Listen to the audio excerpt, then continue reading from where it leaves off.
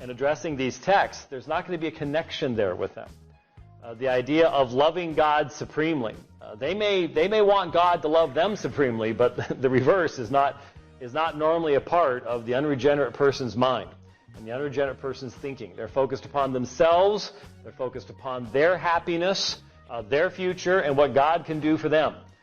The idea of us living our lives in light of service and worship to God and being used in His service and worship, well, that's something that only the Spirit of God can bring into a person's heart through that work of regeneration. And so we looked at some of the texts. Notice, for example, Deuteronomy 11:13. It shall come about if you listen obediently to my commandments, which I am commanding you today, to love Yahweh your God and to serve Him with all your heart and all your soul. Sounds a little bit like the greatest commandment here, the Shema, which we also have in Deuteronomy chapter 6. That He will give the rain for your land in its season, the early and late rain, that you may gather in your grain and your new wine and your oil. He will give you grass in your fields for your cattle, and you will eat and be satisfied. Beware that your hearts are not deceived, that you do not turn away and serve other gods and worship them, or the anger of the Lord will be kindled against you, and He will shut up the heavens so that there will be no rain, and the ground will not yield its fruit, and you will perish quickly from the good land which Yahweh is giving you. So once again, the blessings and the cursings, which you see in verse 26 of chapter 11. I set before you today a blessing and a curse. The blessing if you listen to the commandment of the Lord your God, Yahweh your God, which I am commanding you, and the curse if you do not listen to the commandments of Yahweh your God, but turn aside from the way which I am commanding you today by following other gods that you have not known. The blessing and the cursing. What's that all wrapped up in? It's wrapped up in this concept of the fact that God is making these people His covenant people, and that there is to be a love relationship that exists.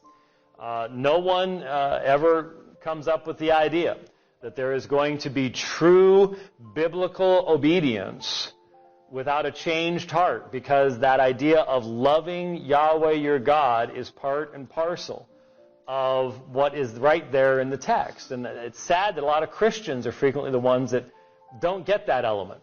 And fall into the trap of viewing God's law as this cold, heartless code.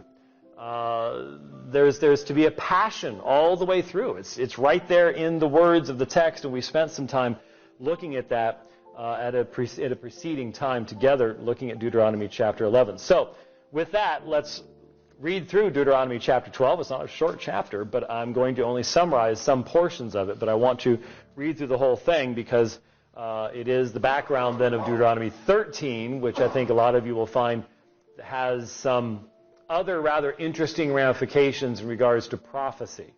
We'll be looking at that as well. These are the statutes and the judgments which you shall carefully observe in the land which Yahweh, the God of your fathers, has given you to possess as long as you live on the earth. Let me just mention, since we do have some visitors, I'm not making up some new word, but when you see the word L-O-R-D in all capitals, that's the divine name. It's called the Tetragrammaton in Hebrew, Yod-He-Waw-He, which we slaughter in our hymnology as Jehovah, but was undoubtedly not pronounced as Jehovah. The best estimate that we can come up with in regards to ancient Hebrew is that the divine name was pronounced as Yahweh. It is God's covenant name, and therefore I utilize it in that way. You shall utterly destroy all the places where the nations whom you shall dispossess serve their gods, on the high mountains and on the hills and under every green tree. You shall tear down their altars and smash their sacred pillars and burn their asherim with fire, and you shall cut down the engraved images of their gods and obliterate their name from that place. You shall not act like this toward Yahweh your God, but you shall seek Yahweh at the place which Yahweh your God will choose from all your tribes, to establish His name there for His dwelling, and there you shall come. There you shall bring your burnt offerings, your sacrifices, your tithes, the contribution of your hand, your votive offerings, your freewill offerings, and the firstborn of your herd and of your flock. There also you and your household shall eat before Yahweh your God and rejoice in all your undertakings in which Yahweh your God has blessed you. You shall not do at all what we are doing here today, every man doing what is right in his own eyes. For you have not as yet come to the resting place and the inheritance which Yahweh your God is giving you. When you cross the Jordan and live in the land which Yahweh your God is giving you to inherit, and He gives you rest from all your enemies around you, so that you live in security, then it shall come about, that the place in which Yahweh your God will choose for his name to dwell, there you shall bring all that I command you, your burnt offerings and your sacrifices, your tithes and the contribution of your hand, and all your choice votive offerings which you will vow to Yahweh. And you shall rejoice before Yahweh your God, you and your sons and daughters, your male and female servants, and the Levite who is within your gates, since he has no portion or inheritance with you. Be careful that you do not offer your burnt offerings in every cultic place you see, but in the place which Yahweh chooses in one of your tribes, there you shall offer your burnt offerings, and there you shall do all that I command you. However, you may slaughter and eat meat within any of your gates, whatever you desire, according to the blessing of Yahweh your God, which he has given you. The unclean, the clean may eat of it, as of the gazelle and the deer. Only you shall not eat the blood. You are to pour it out on the ground like water. You are not allowed to eat within your gates the tithe of your grain, or new wine, or oil, or the firstborn of your herd or flock, or any of the votive offerings which you vow, or your freewill offerings, or the contribution of your hand. But you shall eat them before Yahweh your God, in the place which Yahweh your God will choose. You and your son and daughter, and your male and female servants, and the Levite who is within your gates, and you shall rejoice before Yahweh your God in all your undertakings. Be careful that you do not forsake the Levite as long as you live in your land.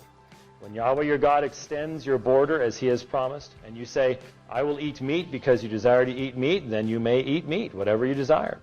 If the place which Yahweh your God chooses to put his name is too far from you, then you may slaughter your herd and flock which Yahweh has given you, as I have commanded you, and you may eat within your gates whatever you desire. Just as a gazelle or a deer is eaten, so you will eat it. The unclean and the clean alike may eat of it. Only be sure not to eat the blood, for the blood is life, and you shall not eat the life with the flesh.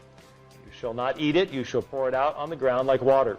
You shall not eat it, so that it may be well with you and your sons after you, for you will be doing that which is right in the sight of Yahweh. Only your holy things which you may have and your votive offerings you shall take and go to the place which Yahweh chooses. And you shall offer your burnt offerings, the flesh and the blood, on the altar of Yahweh your God, and the blood of your sacrifices shall be poured out on the altar of Yahweh your God, and you shall eat the flesh. Be careful to listen to all these words which I command you, so that it may be well with you and your sons after you forever. For you will be doing what is right, good and right, in the sight of Yahweh your God. When Yahweh your God cuts off before you the nations which you are going to dispossess, and you dispossess them and dwell in their land, beware that you are not ensnared to follow them after they are destroyed before you, and that you do not inquire after their gods, saying, how do these nations serve their gods, that I may do likewise? You shall not behave thus toward Yahweh your God, for every abominable act which Yahweh hates, they have